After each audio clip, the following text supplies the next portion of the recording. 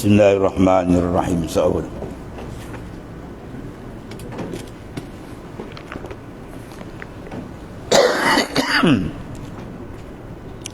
Qala mu'arif rahimahullah ta'ala babu ma ja'a fi kam tu'tal jum'ah. Situ Baratani mengatakan berapakah jauh perjalanan yang wajib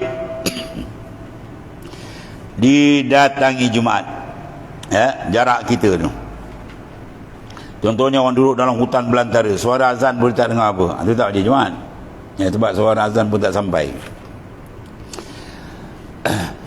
Bab 476 yang datang menyatakan telah pada beberapa jauh perjalanan yang wajib didatangi akan Jumaat. Ketahui kira saudaraku, telah bersalah-salahan ulama, mana dalam bab ini ada ikhtilaf di kalangan ulama atas kadar jauh yang wajib didatangi Jumaat.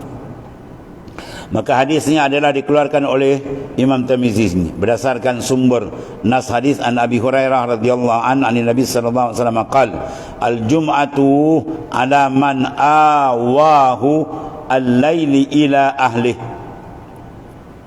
Diriwayatkan dari Abi Hurairah radhiyallahu an bahawa Nabi SAW bersabda, ya, bermula Jumaat itu atas mereka yang mengkembali akan dia oleh malam kepada ahlinya. Maknanya dia pergi itu dia boleh balik, ya, pada ahli pada malam. Dan perbahasan dia. Kata Abu Isa dan boleh ini hadis isnadnya segi sanad dia dhaifun. Maka jadilah makna hadis ini wajib Jumaat atas orang yang, ya, sempang tiba ke rumahnya. Sempang apa? Sempat tiba ke rumahnya, tidur dengan ahli, kemudian daripada lepas sembahyang Jumaat tu. Maknanya dia pergi tu sempat balik-balik lah.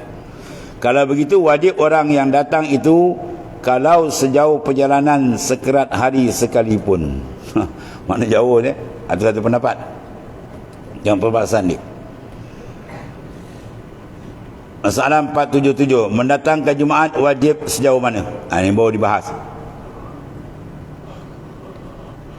Kata Abu Isa At-Tirmizi, dan telah bersalah-salahan ahli ilmi, mana ahli ijtihad atau mereka yang wajib Jumaat. Maka kata setengah mereka itu wajib seperti orang yang tersebut dalam hadis 476 ni. Wajib Jumaat atau orang yang sempang, maknanya pulang, ya, mana tidur kemudian daripada Jumaatnya kepada ahlinya. Dan kata setengah mereka itu tidak wajib Jumaat melainkan atas orang yang mendengar azan dengan bang. Ini kaul yang mutamat banyak pergi dalam mazhab Syafi'i. Kalau kita dengar suara azan tu, kita wajib pergi. Pergi tempat dia tak dengar langsung, yang jauh dalam hutan ke apa atau lain. Dan ialah kaul Imam Syafi'i dan Imam Ahmad dan Ishaq. Dan kata Qastalani, dan telah berkata Asy-Syafi'iyah. Apa beza? Atas tadi kaulu Syafi'i, itu pendapat Imam Syafi'i sendiri. Kalau Asy-Syafi'iyah, itu ulama-ulama yang dalam mazhab Syafi'i. Ada kena jaga tu. Kalau kita baca kitab tersilap belakang. Imam Syafi'i kata, mana? Tu waqala Syafi'iyah. Ini Syafi'iyah. Bila Syafi'iyah maknanya ulama-ulama yang dalam mazhab Imam Syafi'i. Berbeza dengan Syafi'i saya, itu mazhab Imam Syafi'i, perkataan Imam Syafi'i sendiri. Kita kena bezakan perkataan imam dengan perkataan pengikut.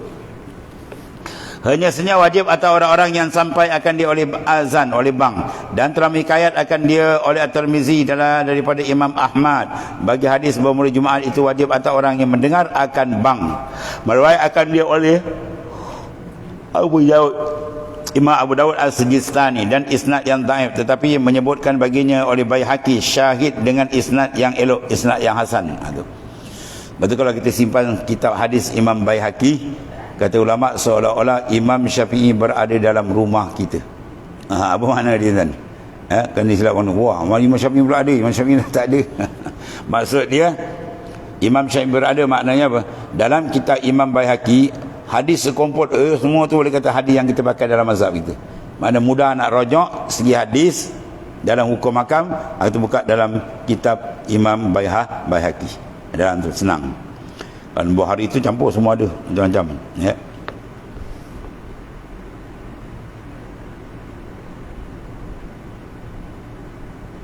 Dan yang dikendaki dengan dia ialah mereka yang mendengar ia akan bang negeri Jumaat tu. Maka barang siapa ada ia di dalam qaryah yang tiada lazim ahlinya mendirikan Jumaat. Ya, tempat qaryah tu tak lazim Jumaat sebab penduduk dia mungkin tak sampai 40 orang. Kan? Ya, kampung baru dibuka, penduduk dia ada 25 orang. Kan? Tu. Maka ketika dia tak lazim Jumaat. Tapi dia dengar azan sebelah. Kan?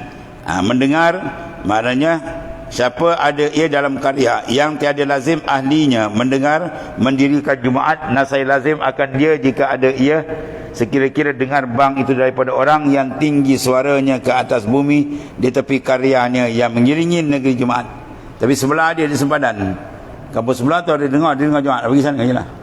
Ya, di sini tak payah pergi sebab kampung ni kalau tak dengar juga tu lain. Serta pertengahan pendengaran dia, ya, pendengaran yang pertengahan lah. Dan tenang suara dan tiada berangin. Ini semua faktor-faktor nak mengukur. Sebab kalau angin ribut kuat, terjerit kuat pun tak dengar kan? Dia lari ke suara. Orang kata tak pergi Jumaat, anak tak dengar suara.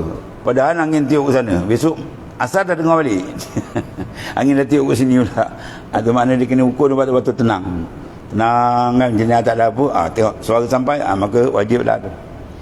Dan bukannya makna hadis ni bahawa wajib itu ta'aluk dengan nafsu dengar. Apa maksud dengar? Mana diri mendengar tu. Dan hanya sebenarnya ta'aluk ia dengan tempat dengar. Itu dia. Ya, tempat tu kita boleh dengar tak? Boleh. Wajib. Kalau makna dengar, tiba-tiba musim tu dekat Jumaat, makna angin bertara kencang, kita tak dengar. Tak payah pergi Jumaat macam tu. Bukan. Mana tempat tu boleh dengar tak? Boleh. Okey, pergi. Ya, walaupun masa satu ketika kadang-kadang tak terdengar suara azan sebab ada benda-benda yang mendatang, ribut ke apa kan. Kemudian masalah 478, Jumaat itu wajib ke atas sekalian ahli negeri.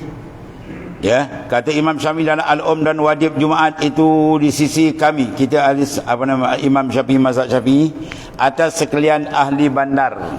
Ya, jika banyak ahlinya hingga tiada dengar, kebanyakan mereka itu akan bang sekalipun. Tu. Ya, sebenarnya wajib Jumaat di sisi kami atas sekalian ahli bandar dalam bandar tu. Dan jika banyak ahlinya, dan jika banyak, mana banyak sini apa? Kalau dalam Jumaat 40 ke atas, jam 40 dah kira boleh Jumaat. Hingga tiada didengar, kebanyakan mereka itu akan bang sekalipun. Ya, cukup. Walaupun dia tak dengar, dia kena pergi. Kerana bahawasanya Jumaat itu wajib di negeri dan bilangannya mana cukup. Dan tiada seorang daripada mereka lebih aula daripada lainnya dengan kewajipan atasnya Jumaat, bahkan bersamaan wajib.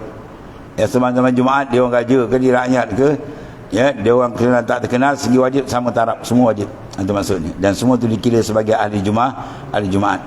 Melainkan daripada uzur. Kalau uzur sakit apa tu lain lah. Dia nak kira ahli Jumaat ni. Kalau yang bukan ahli Jumaat, dia ada dua tu, wajib satu, ahli satu. Dia yang ahli ni orang yang wajib dan dia mustautin, atau ahli Jumaat. Kalau dia tidak ahli Jumaat, contohnya dia orang bermukim, bukan mustautin. Bermukim makna dia duduk situ, dia kerja setahun misalnya, dia ada buat projek situ, ataupun dia belajar setahun, maka dia wajib Jumaat. Sebab kita bahas saja wajib. Ya, dia dengar suara azan tempat dia wajib. Adapun ahli Jumaat atau lain, kena mustautin 40 orang. Ya, anak watan tu betul ada. Yang lain tu menumpang. Dia tumpang secara wajib sebab dia dengar suara azan, dia duduk dalam bandar tu. Tu kena kira betul. Dia tengok gambar semua Bangla ini. Dia tengok Indon. Kira betul orang kampung dia 20 orang aja. Tak ada Jumaat macam ni. Bahkan dia kena pergi, kalau dengar sebelah, dia kena pergi sebelah. Ada cek betul-betul. Kemudian kena cek pula orang yang Jumaat tu adalah orang yang dipanggil apa? Kamil, sempurna. Ya, dia sempurna. Maksud dia semua lengkap kat dia. Ya, bacaan dia betul, rukun semua dia reti. Sebab ada satu kes, dia lepas main Jumaat, dia ulang semain Zuhur. Belum tanya, kenapa yang tahu ulang Zuhur? Anak nak cermat, ikhtiyat. Oi, ni mana faedah kau pakai? Seolah dia buat satu waktu dua kewajipan. Dan semain Jumaat tak payah Zuhur. Kalau dia ulang zuhud dengan sebab dia kata saya tak apa yakin lah, ni tak ada yang kamil, mana dia tak faham hukum fiqh, dia tidak boleh angkat takbir sembahyang Jumaat melainkan dia yakin syarat sudah cukup. Di antara syarat cukup dia yakin yang ada semua ni ada cukup sekurang 40 orang yang kamil. Bagaimana kalau dia rasa tak kamil, dia tak boleh angkat takbir. Dan AJK masjid kena ambil tahu benda tu. Kalau sekiranya dia rasa tak yakin, baik Tok Imam, Tok Siap semua pegang 10 orang test dia punya Fatihah, test dia punya tahiyat, semua pastikan lepas. Minggu depan tak payah lagi senang. Kau macam test baca sekejap je kan. Suruh dia test lah. Jangan kata saya tak yakin lah, tengok macam-macam mak rempit dia banyak. Adik saya nak ulang balik sembahyang, tak boleh, tak dibenar. Yang dibenarkan satu masalah je, masalah izdiham. Masalah tempat itu dah tak boleh nak ijaz, penduduk dah ramai, masjid muat 1000, tiba-tiba penduduk dah ada 1800. Nak ijaz masjid ke depan tak boleh, sempit, sana pun tak boleh dah. Itu ada pendapat mengatakan boleh buat 2 Jumaat dalam satu qaryah. Kalau tidak, tak dibenarkan. Kecuali dah tak muat tu boleh buat. Bila buat sini, ada pendapat sini.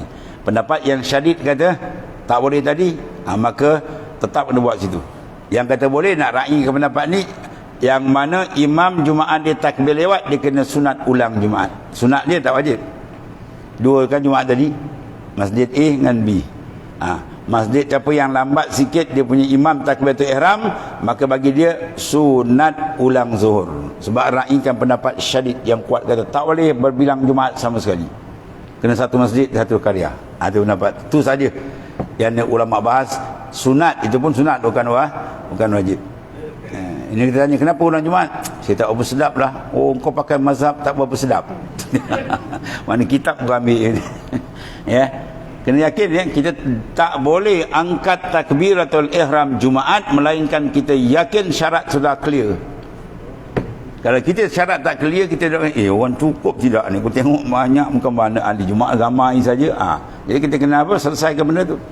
Kena bincang dengan pegawai syarak tu imam semua, nampak macam tak clear ni, orang wow je banyak ni ahli Jumaat tadi dan sebagainya, atau sebagainya lah, ataupun mana nak bacaan mereka kita tak apa sedap ke apa, itu semua kena apa, kena bincang dan kena selesaikan. Jangan ambil kaedah tadi, lepas buat Jumaat waktu buat zuhur. Itu masalah aja, habis. Dan satu lagi masalah, Jumaat orang dusun apa hukum? Kata Imam Syafi'i dalam Al-Um, dan apabila adalah satu dusun itu berkumpulan. Kita banyak sekarang apa dipanggil taman ni taman lain, ni taman lain, tapi sekali pandang macam satu taman besar. Kadang dalam tu ada 5 taman. Ni taman macam-macam nama taman. Baik. Sekarang dia berkumpul dan ada baginya beberapa dusun sekeliling yang berhubung-hubung serta dengan dia. Dan adalah kebanyakan pasar sekalian dusun itu dalam dusun yang berkumpul. Diukur pasar pun bersatu. Nasihat adalah harus bagi seorang daripada mereka itu pada meninggalkan Jumaat. Tak boleh. Semua tu kena kumpul sekali buat Jumaat. Walaupun tempat-tempat tu taman ni ada 20 orang misalnya ni. Taman tu ada 11 orang. Contoh macam lah. Sampai sekarang taman mana ada 20 orang. Maknanya satu taman tu boleh cantum untuk mereka dirikan Jumaat. Dan begitu jugalah tiada aku mengharuskan meninggalkan Jumaat bagi orang yang ada atas 1 mil, 1 batu atau 2 mil, dan barang yang menyerupai itu. Mana kau dekat sebatu 2 pergi. Dan tiada nyata di sini aku berdosa meninggalkan Jumaat melainkan orang yang mendengar ia akan azan. Dan lebih kuat berdosanya ahli negeri jika besar sekalipun dengan meninggalkan Jumaat. Negeri itu besar, satu kampung besar. Jumaat dia buat ditinggal, itu tak ada dosa paling besar, dosa meninggalkan akan Jumaat. Kemudian babu majaa fi waqti Jumaah, bahas waktu Jumaat. Wallahu a'lam. Sadaqa Rasulullah sallallahu alaihi wasallam. Bismillahirrahmanirrahim. Alhamdulillahirabbil alamin. Sallallahu alaihi wasallam. Sayyidina Maulana Muhammad. Allahumma ighfir lana ya ma salafa min sunna fi ma batina. Alhamdulillah. Subhanakallahumma wa bihamdika.